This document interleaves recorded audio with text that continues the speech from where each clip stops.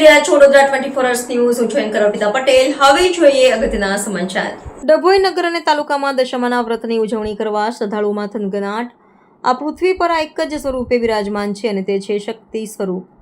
માતાજીનું સ્વરૂપ એક જ છે, ફક્ત તેના નામ જુદા જુદા છે. માટે દરેક ભાવિક ભક્તજનો માતાજીના અવનવા વ્રત શ્રદ્ધાપૂર્વક કરતા હોય છે અને 10 દિવસમાં દશામાની મૂર્તિની સ્થાપના કરવા ડીજેના તાલે સ્થાપના સ્થળ પર લઈ જતા નજરે પડે છે. ડભોઈ એટલે ઉત્સવ પ્રિય દર્ભાવતી સંસ્કારી નગરી તરીકે વર્ષોથી ઓળખાય છે.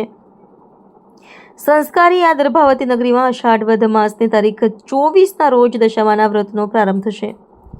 ડભોઈ નગર તેમજ તાલુકામાં ઠેર ઠેરમાં દશામાની ભક્તિભાવપૂર્વક વાજતે ગાજતે સ્થાપના કરવા નગરીના ભાવિક ભક્તજનો અત્યારથી જ તેની તૈયારીઓ કરવા લાગી ગયા છે. પૂરા 10 દિવસે આ વ્રતની ઉજવણી થશે. શ્રદ્ધા અને ધીરજ રાખી કરેલું વ્રત ક્યારેય મિથ્યા જતું નથી. આ વ્રતનું ફળ નાના મોટા સ્વરૂપે અવશ્ય મળે છે. મા દશામાના વ્રત પાછળ શ્રદ્ધાળુઓ ભક્તોની શ્રદ્ધા કહી રહી છે કે આ વ્રત અપાર સુખ આપનારું છે.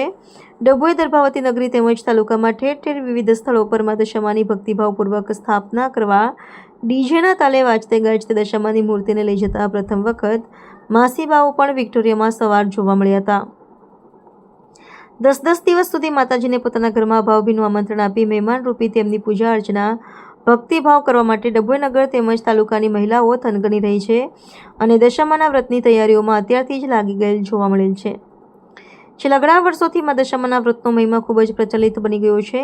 આ સમયે નગરનું વાતાવરણ ભક્તિમય ગીતોથી ગુંજી ઉઠ્યું હતું. જય શ્રી મહાકાલ, ઓમ નમો નારાયણ, જય ગિરનારી. હું શ્રી પંચદશનામ જૂના એવં કિન્નર અખાડાથી શ્રી 1008 મહામંડલેશ્વર ગિરનારી માતાજી. આપ સૌ મને સ્વીટુમાં સીધી ઓળખો જ છો.